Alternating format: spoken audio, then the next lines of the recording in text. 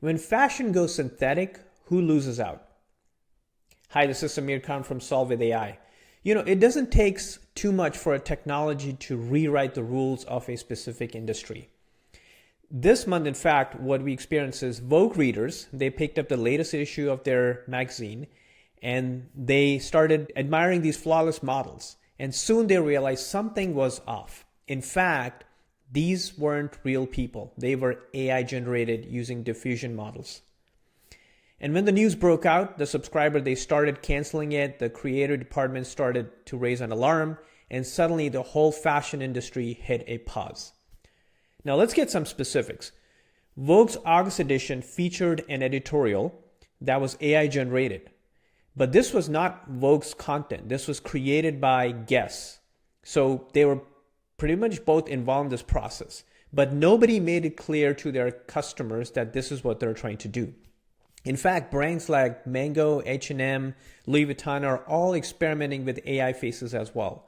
They're all created through diffusion models and advanced prompt engineering. There's no stylish involved. There's no photo shoots that are happening. It's just perfect pixels, and it's all by deep learning. The question here is this really innovation, or are we losing the human edge that was pretty much built the entire fashion industry? Fashion is all about the real connection. It's about storytelling. It's about connecting at a variety level, including those imperfections those models bring in. But AI, it can use that trained data and it can churn out that glassy skin. It can remove all the quirks.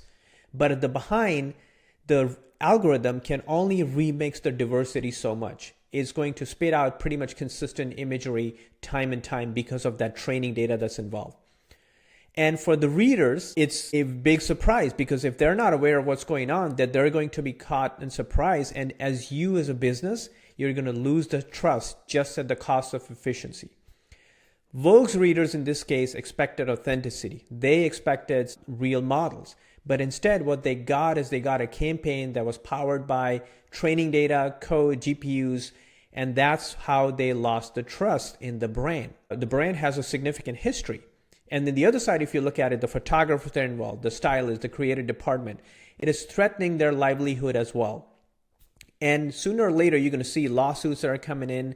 There are going to be intellectual property rights disputes that are happening.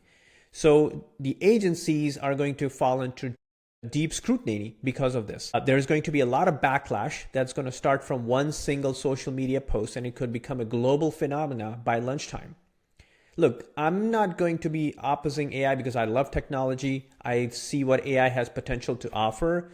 And you could create imagery using AI and accelerate the workflow. But the question is, when you use them, don't try to cut the corners and sneak in synthetic data in front of your audience.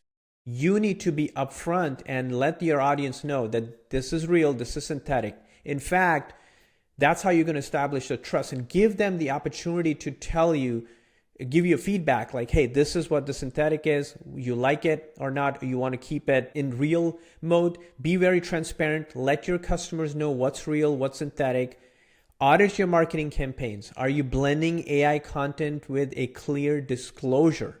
If you're not, then change it. Invite the real conversation with the customer, what your audience really wants. My advice is use AI where it adds value, but let the humans lead your flagship content. Don't compromise your flagship content. Keep the authenticity front and center, and that's what people are going to remember. So where do you stand?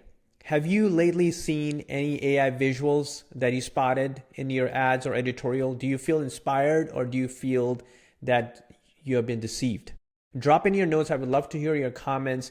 And if you're looking for hype-free, honest, real-world examples and frameworks of how to use AI, then you can always subscribe to my newsletter, solvewithai.substack.com. Always be curious, always be inquisitive.